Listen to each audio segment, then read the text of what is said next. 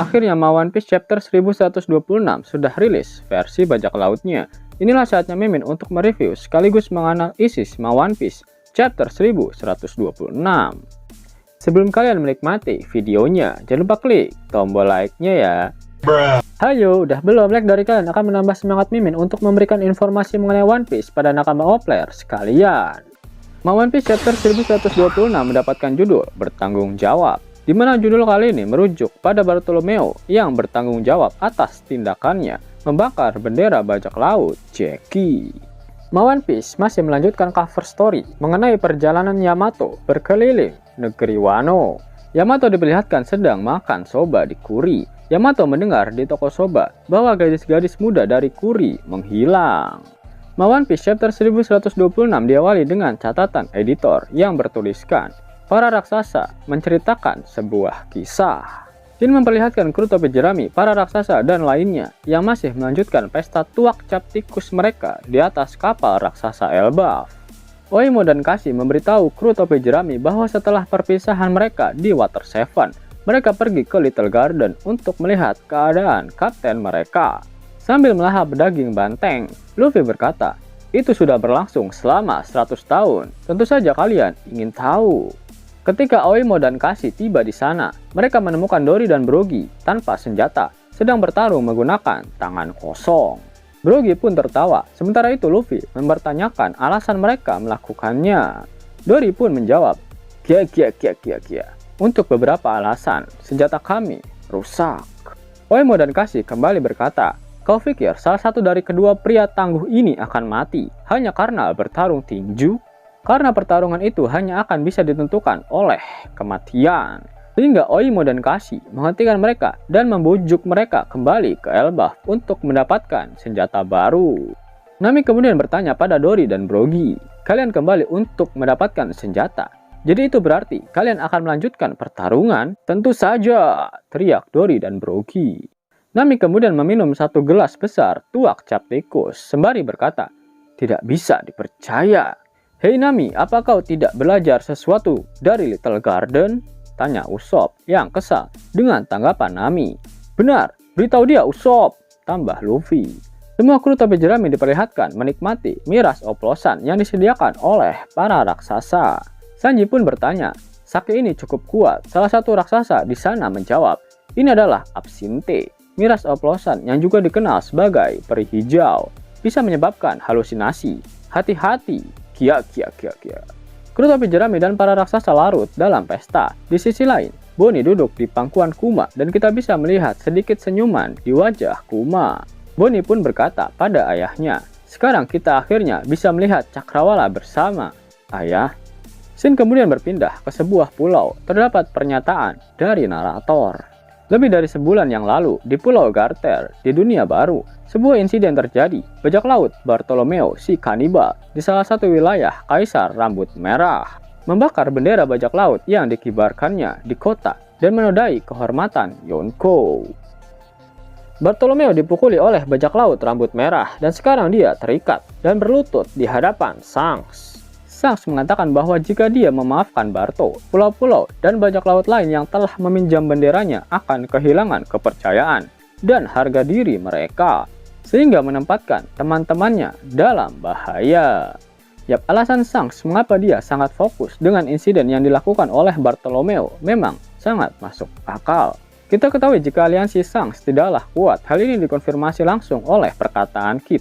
Bahkan ada sekumpulan bajak laut yang berisikan kakek-kakek tua dalam aliansi Shanks. Jika Shanks tidak memberikan pelajaran pada Bartolomeo, jelas bajak laut lain akan semena-mena nantinya terhadap daerah atau bajak laut yang membawa bendera Akagami Pirates bersama mereka. Bartolomeo kemudian bersujud dan meminta maaf pada Shanks. Si Jambul Khatulistiwa pun berkata, kamu benar sekali, aku sangat menyesal. Aku bahkan tidak memikirkan itu. Aku hanya melakukan sesuatu yang bodoh karena ketidaktahuan. Hongo kemudian menghampiri Bartolomeo dan menyodorkannya sebuah botol kecil yang ternyata berisi racun. Hongo berkata, ini adalah racun yang mematikan. Buat Luffy, si topi jerami meminumnya dalam waktu 1 bulan. Dengan rasa sakit yang luar biasa, dia akan kehabisan darah dan mati. Bosmu harus bertanggung jawab atas perbuatanmu. Itu terlalu kejam. Luffy dan para senior lainnya tidak ada hubungannya dengan ini, ucap para kroconya Bartolomeo. Tiba-tiba Bartolomeo mengambil botol racun dengan mulutnya dan meminumnya sendiri. Gambia dan yang lainnya berteriak, "Wah, bos, tolong berhenti. Kau akan mati. Kau akan berdarah dan mati." "Ini yang terbaik," ucap Bartolomeo. Shanks dan Backman mengamati adegan di sebelah Hongo, sementara Bartolomeo berbicara sambil menangis. "Bertukar cawan sake dan membawa bendera Luffy Senpai. Kita melakukan itu semua sendiri. Karena itu, Luffy Senpai tidak ada hubungannya dengan semua ini.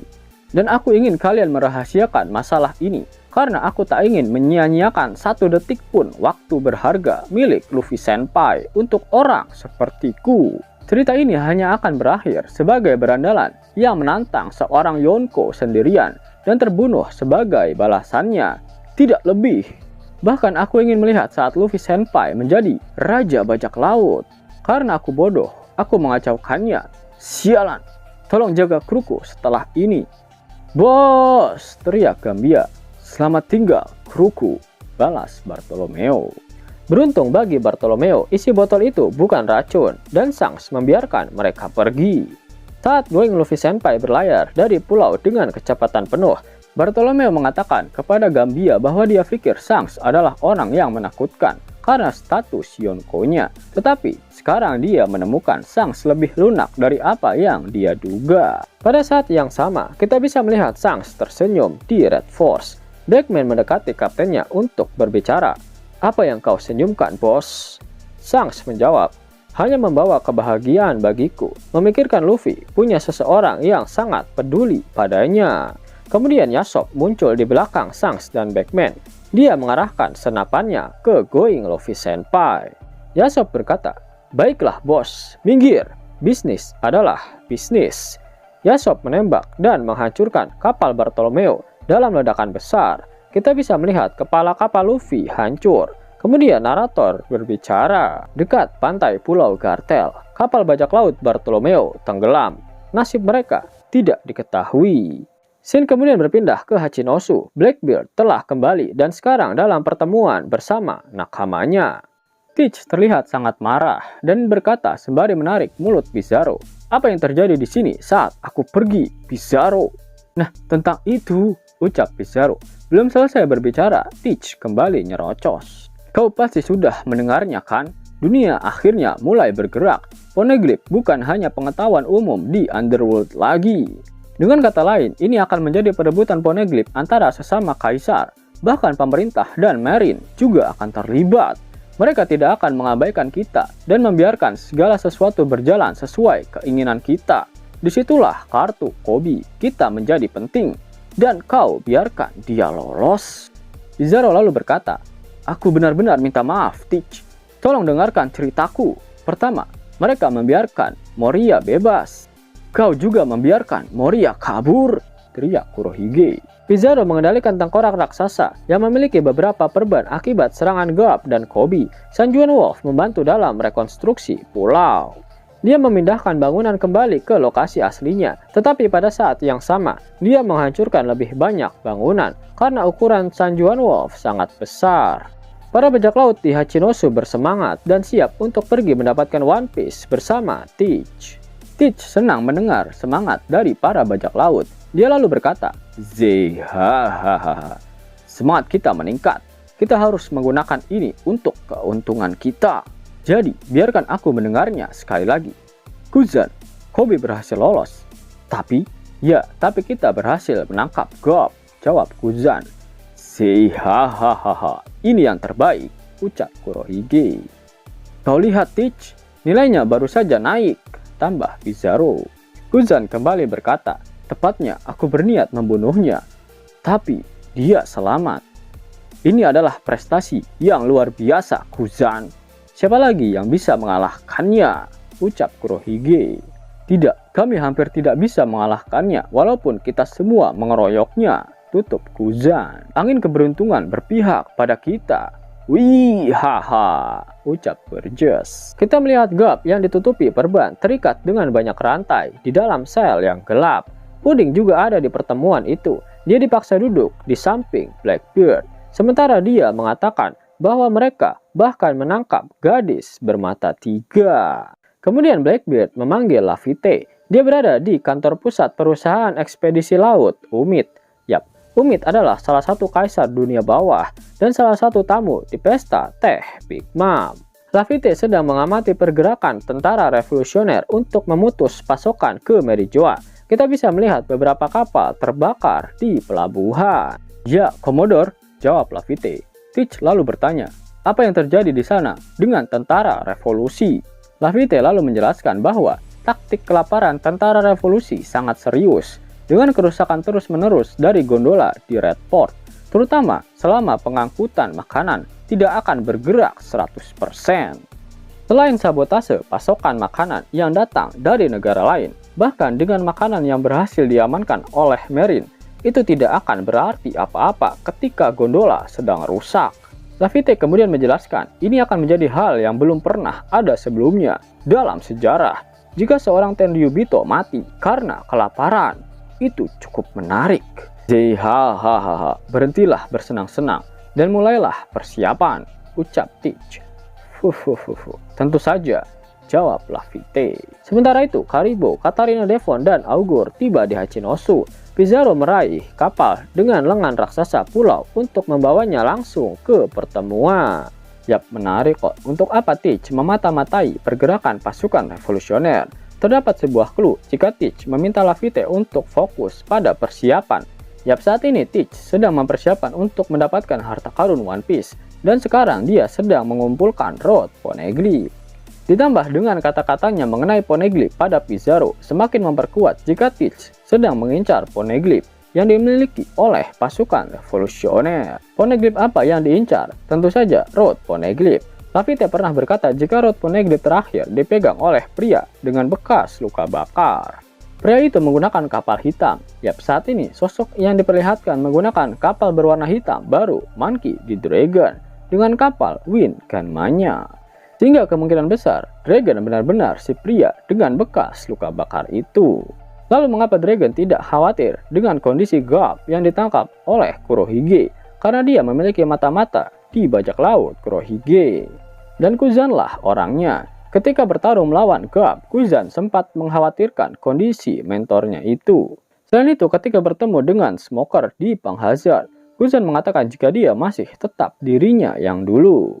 Dan itulah alasan mengapa ketika Laffy dan Shiryu menggerebek markas pasukan revolusioner di Baltigo, Dragon mengetahuinya dan dengan cepat langsung pergi dari sana. Dan kemudian berpindah ke kapal Elbaf yang berlayar di laut saat narator berbicara. Sudah 2 hari sejak mereka berangkat dari Egghead. Dan ada alasan mengapa mereka belum tiba di Elbaf meskipun ditemani oleh Great Eric, kapal bajak laut raksasa. Terungkap bahwa setelah semua orang bangun dari tidur akibat terlalu banyak minum tuak cap tikus, Thousand Sunny dengan Luffy, Zoro, Nami, Usopp, Sanji, dan Chopper tiba-tiba menghilang. Orang-orang yang masih ada di kapal Elbaf yaitu para raksasa, Jinbei, Franky, Robin, Lilith, Bonnie, dan Brook terkejut. Dory dan Brogy kemudian berkata, kita harus menemukan mereka. Kita tidak bisa kembali ke Elbaf seperti ini.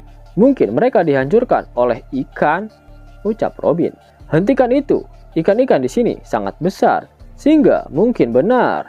Di mana kau pergi? Luffy! Tambah Franky. Di halaman terakhir chapter, Nami mendengar seseorang memberitahunya untuk bangun. Mungkin itu Luffy, tetapi kita tidak bisa melihat orang itu di chapter ini. Orang misterius itu berkata, Nami, hei, bangun! Aduh, kurasa aku minum terlalu banyak, ucap Nami. Ketika Nami bangun, dia menyadari dirinya sedang sendirian di sebuah ruangan besar yang terbuat dari potongan Lego. Dia mengenakan pakaian prajurit Viking, seperti prajurit dalam game RPG, mungkin kostum Elbaf, dan dia membawa pedang di punggungnya. Hah? Ucap Nami yang kaget. Pesan dari editor. Tempat apa ini?